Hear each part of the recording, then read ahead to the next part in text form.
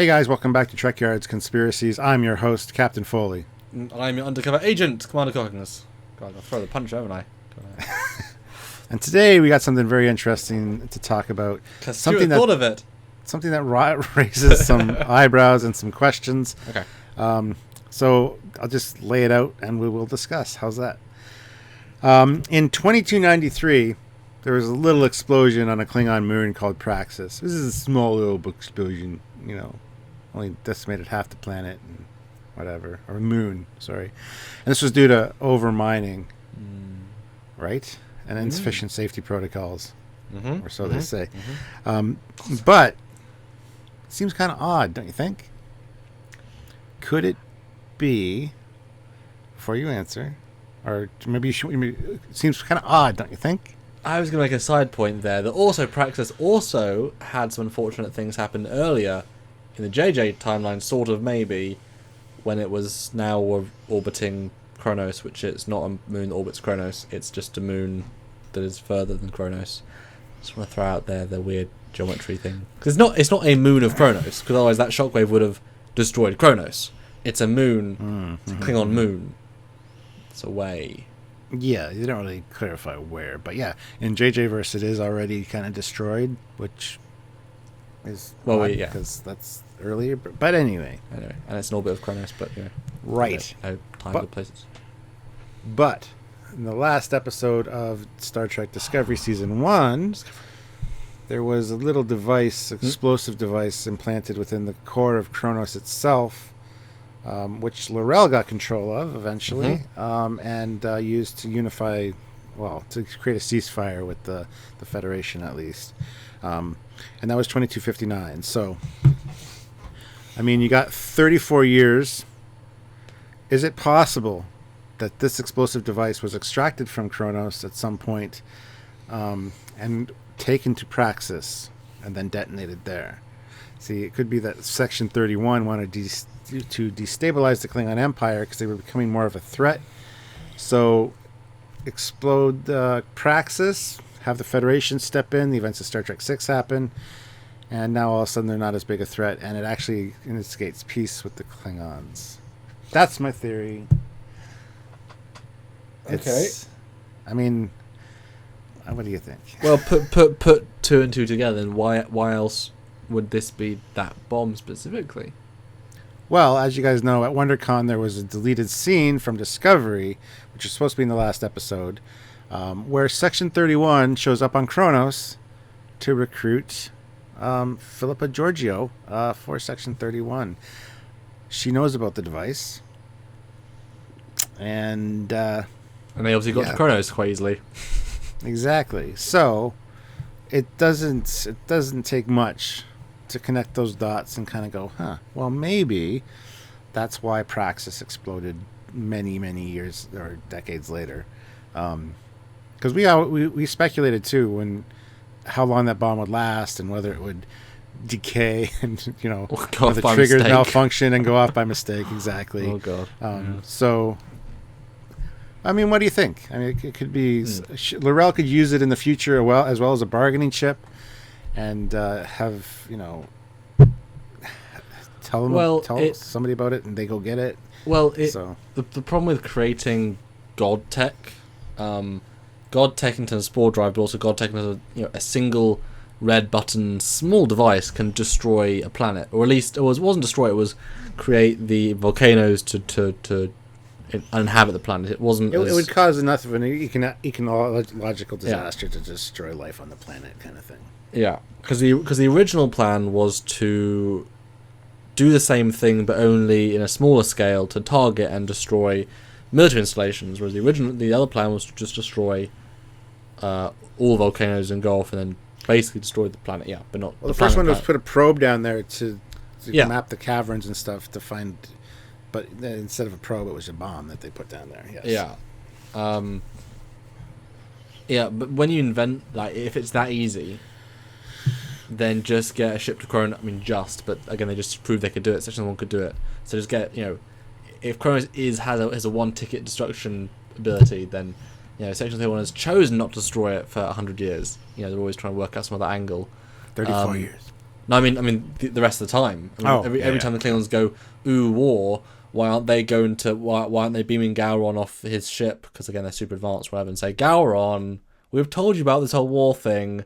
We put another bomb on Kronos. That's the 7th one in four generations. Gowron, at this point, I just want to do it just to show you that I can do it, Gowron. Come on, Gowron. Come on. He's like, no. So you know what I mean? It shouldn't be that easy. But I like the idea of making it even a bit more silly, because I feel like Section 31 might play games that they might in fact have gone to so assume that Giorgio scene is canon, say. Wouldn't it be hilarious if Section 31 actually removed the bomb while they were there to take away L'Rell's power, but then were to put the infrastructure there to then put another bomb or whatever they needed at the time, put other things in place that they were in control of, or at least find the bomb, beam it up, again, we've known how powerful they are. That's always left up unknowing, They at least will have cloaking device ships, I'm sure. At the very least, at least I'm sure they would try and take control of the bomb, so they have that button. I mean, why give L'Rell the power? They should have the power, whatever. But I can imagine that. I feel more like they might, rather than use the same bomb, maybe just take the art of the bomb from Burnham and say, let's just put the things on Praxis. It's maybe not exactly the same bomb, but it's, another of the same style. Yeah, it could be too that Gorkon, who wanted peace, maybe he was the one responsible for it. Maybe Klingons got wind of this device, and a small faction within the Klingon Empire that did want peace or wanted something could have in fact done it without the involvement of Section 31.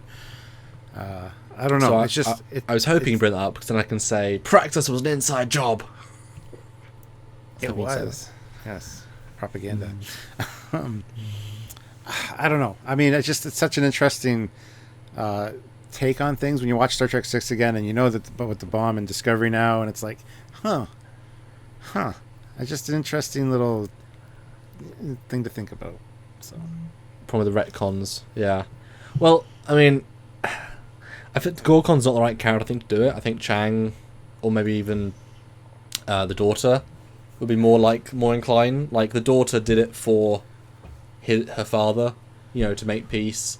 But it's such a reactionary thing. Unless Chang is so overconfident, he blows up Praxis with Section 31, and then makes a deal with, that's a sub-level to a sub-level, and then makes a deal with Admiral West? Colonel West. Yeah. To allow this... Right. Yeah, to allow this war thing to the potential battle to happen, and then, or to kill, Gorkon, and then because he might have had a longer play rather than just, we are warriors, stay pure, because it was the same plot, just better than Discovery. Maybe he had a way of winning, I don't know. Maybe he just wanted to sit on the Iron Throne of San Franciscoist. He wanted to be that guy. But yeah, Section 31 could easily... Well, okay, double down on the question. Do you think the house leaders that L'Rell talked to at the end of the episode of Discovery, do you think they went off and told people about the bomb, or is this the best kept secret of the Empire? Because would you want the people of Kronos knowing that a single person can destroy everything? And you mentioned the plot. Otherwise, how do you explain L'Rell being able to do that? And I mean, although it's not a very complicated plan, I mean, anyone could have done it at any point. It's not exactly rocket science, but a bomb in a volcano. And anyone can build it, because the Klingons are more technologically advanced Federation weapon-wise anyway. But do you think they told people? Or was it like, this is our secret pact of the 12 or the 24 people, and therefore it had to be found out by someone like Gorkon, as is by Jor and stuff? I think L'Rell was very vague with her thing. She's saying that she could destroy the planet, True. blah blah blah. Not necessarily how many there were down there. And I think it would be very limited in how far that spread in the 24 houses. I think it would be something that would eventually be forgotten in like a couple decades, or forgotten, or just like kept in a safe somewhere. The information that you just don't talk about as people. Yeah, like very few people at the top would know these kind of things, and maybe let slip to somebody who it becomes a rumor, and then becomes like a... By the way, don't touch this device. That red button is a not red button to be pressed. Don't do it. Why not? Oh, we'll all die. Oh. Should we just recover it? Ah, it's too far. Is it? Yeah. Just make sure that that data pad doesn't run out of energy, because as soon as it does, The failsafe, yeah. keep it plugged in. Yeah, so I think it would be very limited in who had that knowledge, and I don't think L'Rell necessarily said there was only one of them and blah blah blah. I think it was just, I can destroy the planet, blah blah blah. Believe me or not, here it is. Well, I mean that whole storyline was pretty weird. Yeah. Because just shoot L'Rell, take the device. I mean, it's a very, very bad threat. But how does she prove it to them? This pad is not proof. Just shooting her isn't going to work either if she has a security code for the pad. Well, then, but then no one blows up the planet. Yay, saved. Maybe once a week she has to thumb scan it to say not to detonate, which is really sketchy. Yeah, I wouldn't trust that. But then she could accidentally destroy her home planet by not doing that. I mean, she doesn't seem the sort of woman that would rather destroy the home world than... I don't know, you know what I mean? Again, it's a pretty weird storyline there, but how does she prove it? Surely she must have sent scans of the weapon where it was. Otherwise, it's just, here's a pad. Because you can fake data, but if they all independently, all 24 hours independently scan, place, see a device, it's proof. So they probably know there's one device and what it's capable of. Otherwise, it's not really a threat. Or she says there's multiples, like 3 or 4, but here's a scanning location for one of them. Yeah. I'm not going to tell you any of the other ones, because then you'll be able to beam them up or deactivate them somehow. Here's one. If you take care of it, I really don't care. I got more. Yep. And then they'd have to call her bluff on that, which would make a lot more sense than saying, here it is. Everybody knows where it is. Nobody's going to retrieve it or deactivate it. Doubtful. Yeah, and say, I've got other pads, or this pad is only one of many, each for a different device, but they're all linked. If this pad is destroyed, then all the ones that are knocked off this pad activate. Yep, yeah. It's a very sophisticated game of poker. Yeah, there are better threats to have than just the one we saw. But with Section 31 involved, again, they're such this entity that has so much control and power over whatever happens. Or at least they should be. And Section 31 is a retcon in and of itself. At the time of Star Trek 6, there was no Section 31. Yeah. Because it came about because of Deep Space Nine, and then it got retconned into Enterprise as a pre-TOS thing, which I don't think it actually was. I think it developed through that time period. But, of course, now we have to believe that Enterprise is canon, so it existed then. And now it's in Discovery, obviously. So and I have to believe it. And Discovery's canon. Even harder to believe. But you know what I mean? Well, yeah, that's the thing. The Enterprise version was very minimal. On purpose, it was very minimalist. It was more like we're a clandestine group of people organising things. We haven't got super tech, we haven't got whatever, we're just organisers in black clothes. Section 31 in DS9 was very much, we are creme de la creme,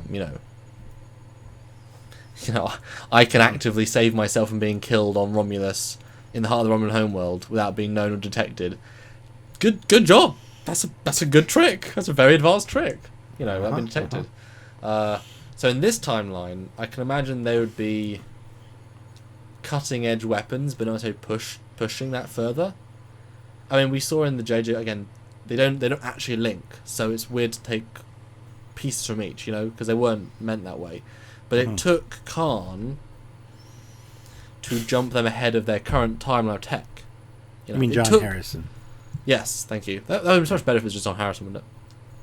But it took him specifically to build a ship that was better. So they weren't able to think actually ahead. It took someone else to think ahead.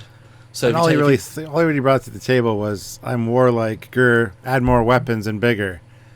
Federation couldn't come up with that on their own, apparently. Yeah, it's not like he designed the weapons. Yeah. Here's a design for a special torpedo that could go 1,000,000 miles that we had in our time in 1997. 1996. Don't get too far ahead of yourself there. That was my weapon to defeat the Soviets or the American front in 1996. It's called an ICBM. It's awesome. Just add antimatter, boom. Yeah. No, it's yeah.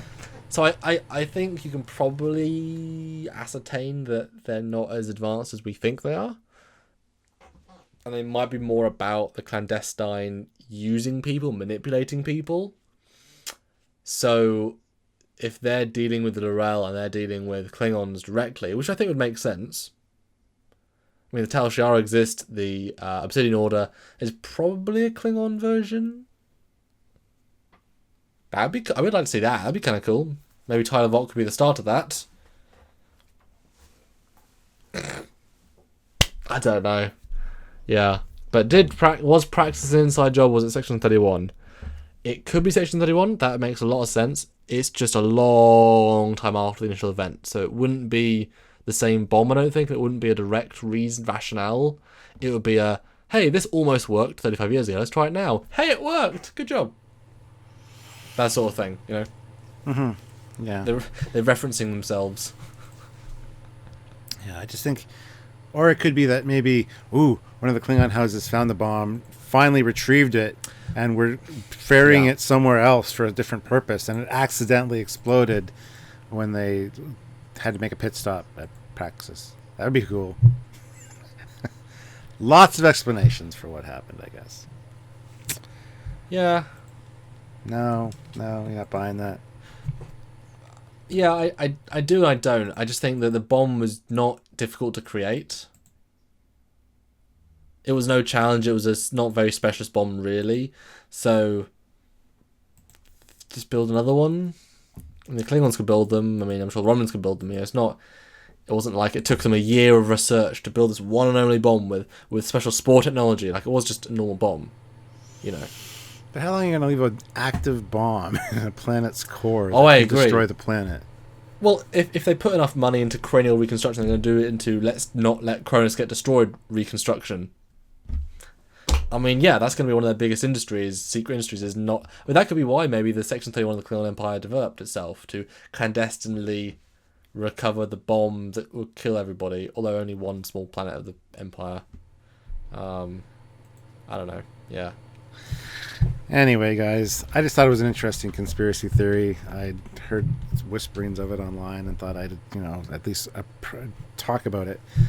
So, what do you guys think? Is it valid? Is it a good conspiracy theory? Is it the JFK of its time? Who destroyed Praxis? Anyway, let us know in the comments below. And if you want to subscribe to the channel, that'd be awesome. Don't forget to like the video and click the notification icon so you get notified every time that we upload as well. So it all helps us in the end. And you, because we make more content. And support us on Patreon, regular donation, or one-time donation at Trekyards.com, or just spread the love. That's right. So, anyway, guys, until next time and more Discovery talk, I'm Captain Foley. And Chronicles. Bye, everybody. Bye, guys.